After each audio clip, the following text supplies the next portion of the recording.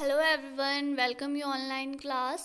Myself Neha Joshi, I am your science teacher in Navjyoti Global School. Hope you all are fit and fine at home. तो बच्चों आज मैं आपको class 6 की science का chapter number 15 पढ़ाने जा रही हूँ, जिस चैप्टर का नाम है एयर अराउंड अस, हमारे चारों ओर वायु। तो इससे पहले हमने क्या पढ़ा था? इससे पहले चैप्टर हमने 14th में पढ़ा था वाटर। तो उस चैप्टर में हमने पढ़ा था कि जल पानी किस तरह हमारे लिए आवश्यक है। तो इस चैप्टर में हम किसके बारे में पढ़ेंगे? एयर के बारे में, वायु के बारे में। तो चलो स्टार्ट करते हैं chapter. We have learned in chapter 9 that all living things require air. हमने चैप्टर 9 में यह सीखा कि सभी जीवों को वायु की आवश्यकता होती है। But you ever seen air? You might not have seen air, but surely you must have felt its presence in so many ways. तो आपने कभी अपनी आँखों से हवा को देखा है? नहीं, हवा को हम में से किसी ने नहीं देखा है, पर हमने हवा की उपस्थिति है उसे महसूस करी है। ठीक है, हमने बहुत तरीक़ों से हवा की उपस्थिति को महसूस किया है। You notice it when the leaves of tree rustle or the hanging cloth lines away, pages of open books fluttering when the fan is switched on. The moving air makes it possible for you fly your kite. तो आप जैसे देख सकते हैं पत्तियां, पेड़ों की पत्तियां हिलती हैं, कपड़े हिलते हैं, ठीक है। पंखे के अगर आप फैन को ऑन करें तो हमारे जो बुक के पेज हिलने लगते हैं। और जब हम पतंग उड़ाते हैं आसमान में तो पतंग भी उड़ती है। तो इससे हमें इन सब चीज़ों से पता चलता है कि वायु क्या है?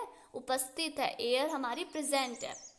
Chapter 5 in which you separated the sand और सॉडस्ट बाय विनोइंग। चैप्टर 5 में हमने चैप्टर 5 में हमने सैंड और सॉडस्ट को, मिट्टी और बालू रेत को, ठीक है, या आप कह सकते हैं रेत और बुरादे को हमने क्या करा था? अलग अलग करा था। कौन सी मेथड से? विनोविंग से। विनोविंग क्या होती है? जिसमें हम is a more effective in moving air. जो विनोइंग की मेथड होती है वो वायु की उपस्थिति में और अच्छी तरह होती है। तो इसी तरह हम have you ever played with a फिरकी। आपने कभी इस टाइप फिरकी के साथ खेला है? देख सकते हो आप सभी ने खेला। हम इसे फूंक मार के किस तरह से रोटेट करवाते हैं।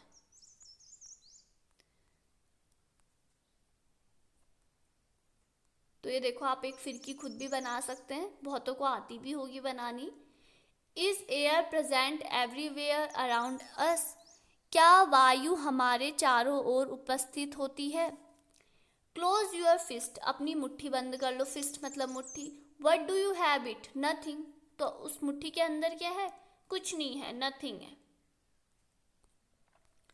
तो इस तरह यहाँ पे आपको एक एक्टिविटी दी है, ठीक है। आपको एक खाली बोतल दिया है जिसका मुंह खुला है। तो इस तरह एक बार आपको सिर्फ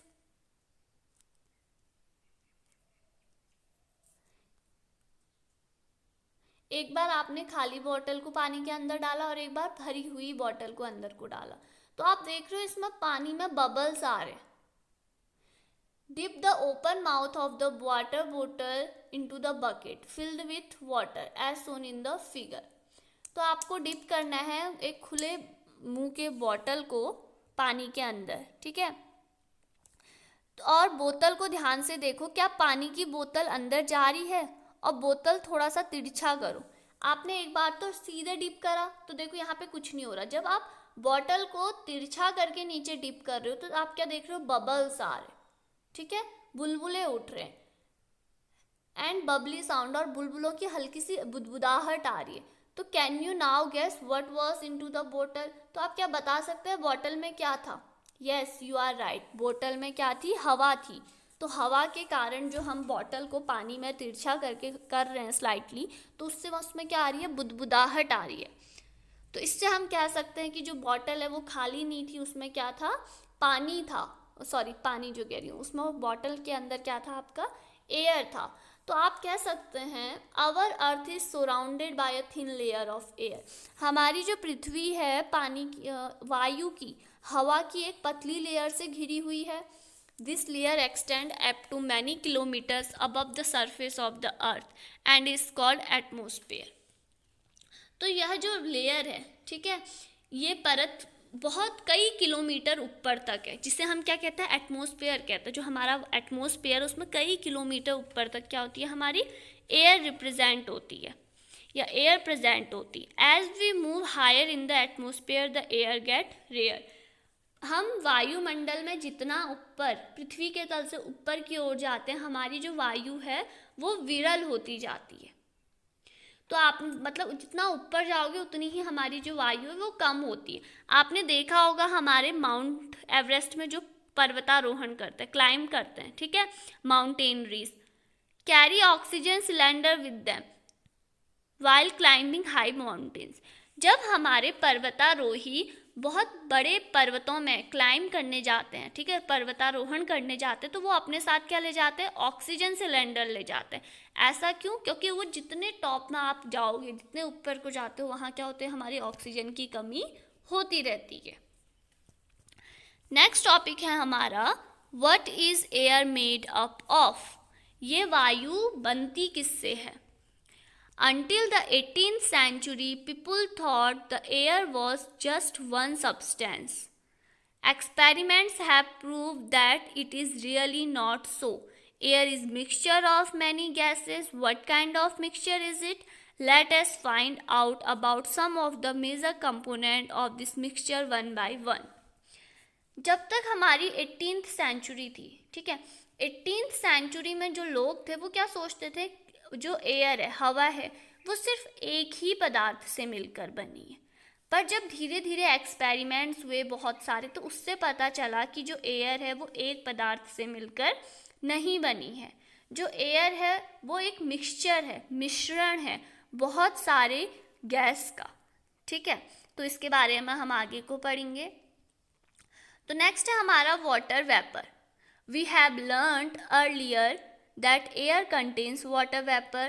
We also saw that when air comes in contact with a cool surface, it condenses and drop of water appear on the cold surface. The presence of water vapor in air is important for the water cycle in nature.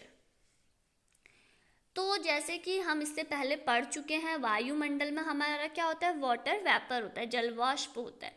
हमने यह भी देखा कि जब वायु किसी contact ठंडे surface के संपर्क में आती है तो वो उसमें क्या होती है, हमारी जलवाष्प बन जाती है। जब संपर्क में आती है तो इसमें उपस्थित जब वायु हमारी ठंडे उसमें संपर्क में आ रही है तो इसमें जो हमारी जलवाष्प है वो ठंडी होकर संघनित होकर हमें पानी की बूंदें देता है। तो इस तरह प्रकृति में वाटर साइकिल का होना भी आवश्यक है। नेक्स्ट है ऑक्सीजन। तो ऑक्सीजन तो सभी को पता है, आपने इससे पहले आप ये एक्सपेरिमेंट कैंडल के ऊपर, अगर हम कोई बंद कैंडल को ग्लास टम्बलर से बंद कर देते हैं तो वहाँ कोई भी ऑक्सीजन नहीं पहुँचती, तो वो क्या हो जाता है, बुझ जाती है। तो इस तरह ऑक्सीजन का तो आप सभी को पता है। नेक्स्ट है हमारा नाइट्रोजन, ठीक है।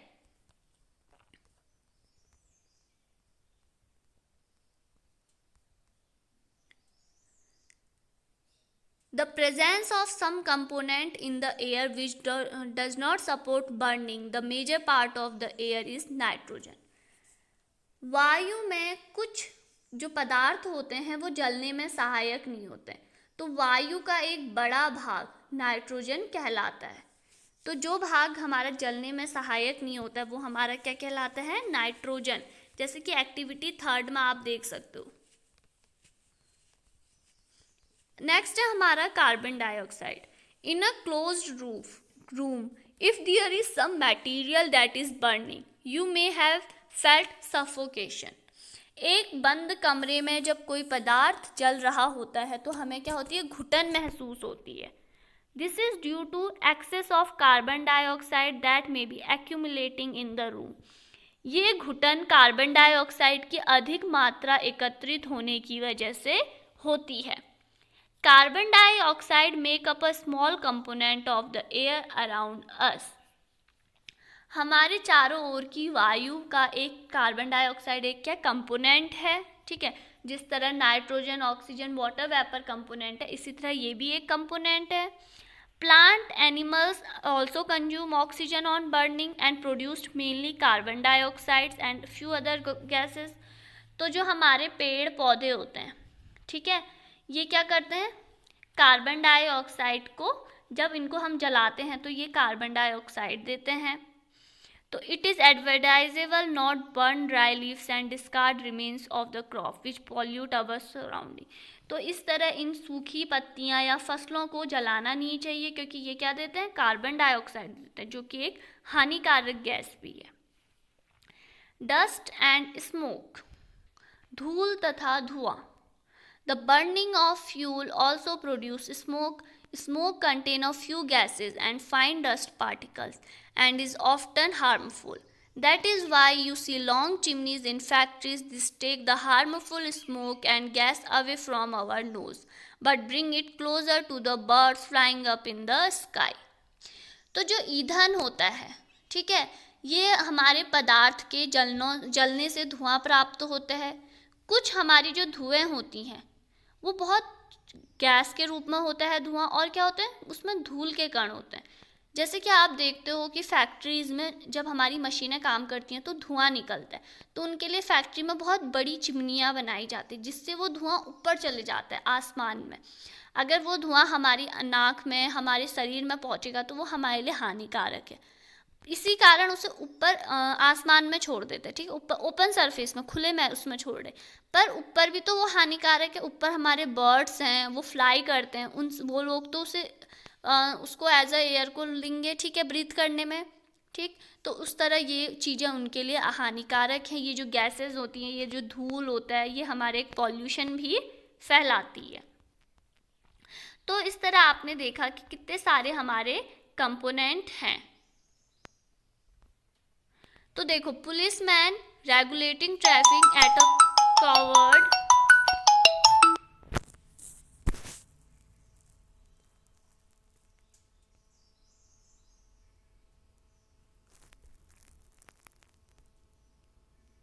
तो जैसे कि आप देख सकते हैं, policeman regulating traffic at a crowded crossing often wear a mask.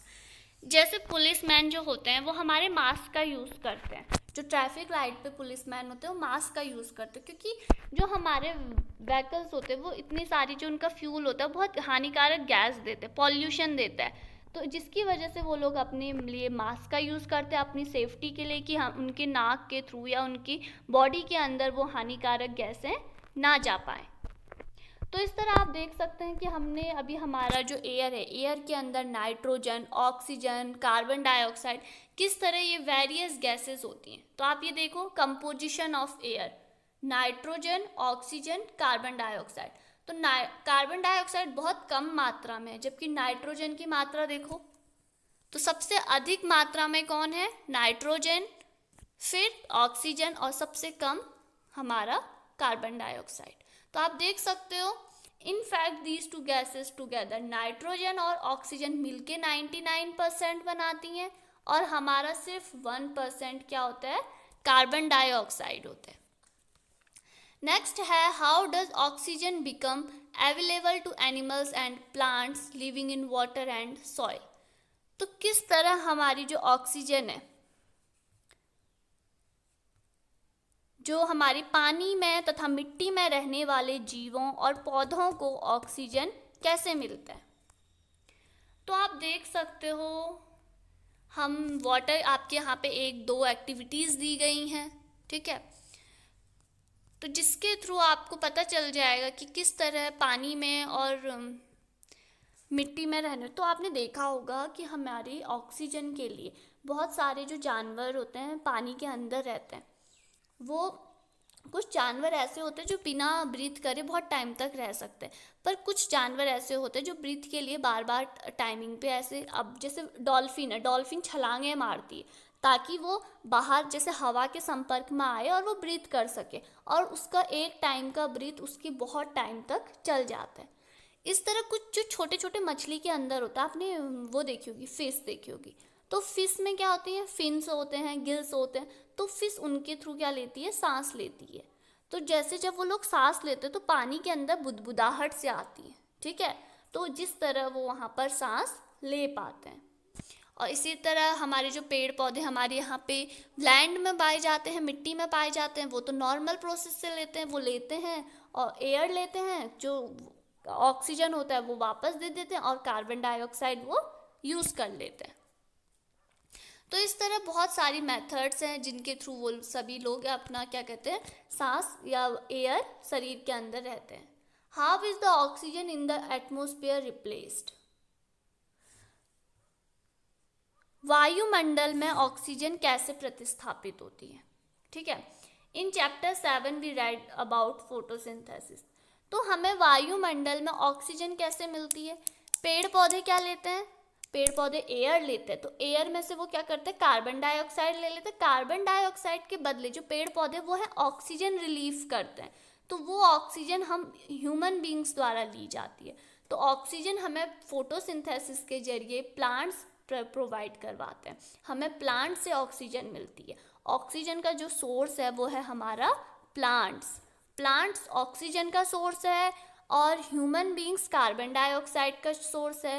Human being कैसे? क्योंकि हम कार्बन डाइऑक्साइड गैस छोड़ते हैं और जितने भी हम ईंधन जितने भी हम हानिकारक गैसें बनाते हैं, ये सारी चीज़ें जो भी हमारा पॉल्यूशन हो रहा है ये सब किसका यूज़ किसके वजह से हो रहा है? कार्बन डाइऑक्साइड, क्योंकि हम लकड़ी जला रहे हैं तो कार्बन डाइऑक्साइड निकल रही है। तो इस तरह कार्बन डाइऑक्साइड हमारे द्वारा प्रोड्यूस हो रहा है और ऑक्सीजन प्लांट्स द्वारा प्रोड्यूस हो रहा है।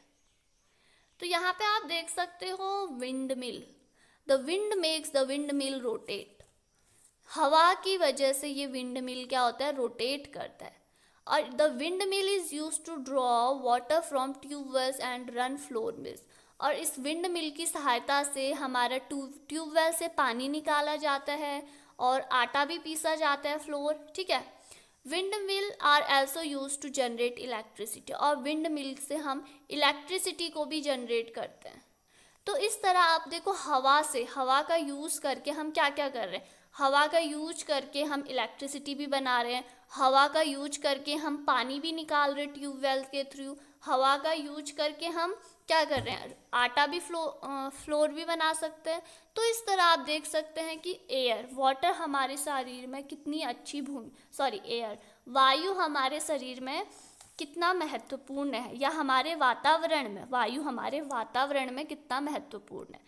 आपने जो एयर है, air also help in the dispersal of seed and pollen of flowers of several plants में हमारा जनन करने के लिए, रिप्रोडक्शन करने के लिए भी एयर बहुत महत्वपूर्ण कार्य करता है। तो इस तरह एयर अपनी महत्वपूर्ण भूमिका निभाता है। तो एयर के हमारे टॉपिक है atmosphere, keywords, carbon dioxide, composition of air, oxygen, nitrogen, smoke and windmill. Next आते हैं हम इसकी एक्सरसाइज पे। तो आप ये देख सकते हैं summary, air is a motion called wind, air occupies space. तो देखो what is the composition of air? Nitrogen, oxygen और carbon dioxide. Which gas is the atmosphere essential for respiration? कौन सी गैस एटमोस्फेयर में जरूरी है और रेस्पायरेशन के लिए जरूरी है? तो ऑक्सीजन भी जरूरी है, ऑक्सीजन हमें चाहिए, और कार्बन डाइऑक्साइड प्लांट्स को।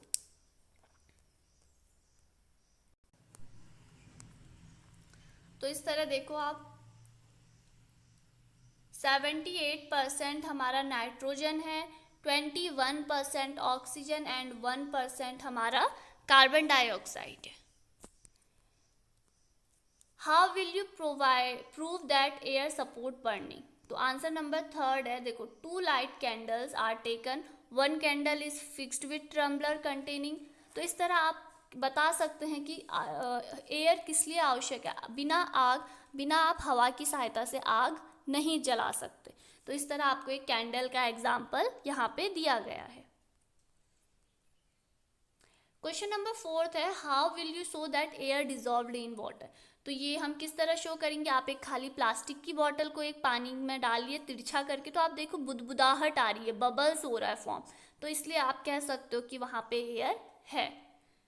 The layer of air around the earth is known as, तो ये आपको बताना है 6th क्वेश्चन, कौन सी लेयर है.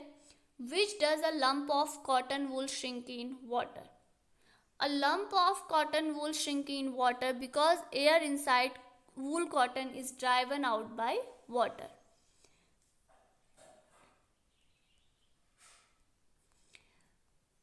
तो question number 6, the layer of air around the earth is known as atmosphere. The component of air used by green plants to make their food is carbon dioxide. अब list 5 activities बतानी हमें जो air के presence में होती है. तो winnowing, photosynthesis, respiration, तो ये आपकी बहुत सारी आप इसमें एक्टिविटी लिख सकते हैं. तो how do plants and animal help each other in exchange of gas off atmosphere. तो देखो प्लांट्स और ह्यूमन बीइंग कैसे एक दूसरे को हेल्प करते हैं. देखो प्लांट्स क्या रिलीव कर रहे हैं, कार्बन डाइऑक्साइड, सॉरी प्लांट क्या ले रहे हैं, कार्बन डाइऑक्साइड, और उसके रिस्पॉन्स में हमें क्या देता है, ऑक्सीजन. प्लांट्स लेता क्या है, एक्सहेल क्या करता है, इनहेल करता है प्लांट कार्बन डाइऑक्साइड, और एक्सहेल करता है प्लांट ऑक्सीजन. और ह्यूमंस क्या इनहेल करते हैं, ऑक्सीजन, और एक्सहेल क्या करते हैं, कार्बन डाइऑक्साइड. तो इस तरह ये दोनों आपस में एक दूसरे की हेल्प करते हैं. तो ये था हमारा चैप्टर, इसका chapter number 15 air around us, जिसमें हमने पढ़ा एयर के बारे में कि किस तरह एयर का यूज़ आप बहुत सारी चीज़ों में करते हो. हमारी वायुमंडल में, एटमॉस्फेयर में कौन कौन सी एयर, कितनी जो गैस है, एयर है क्या, एयर मिक्सचर है बहुत सारे कंपोनेंट का, carbon dioxide, nitrogen, oxygen. Carbon dioxide की कितनी मात्रा है, 1%, नाइट्रोजन 78 और ऑक्सीजन 21%.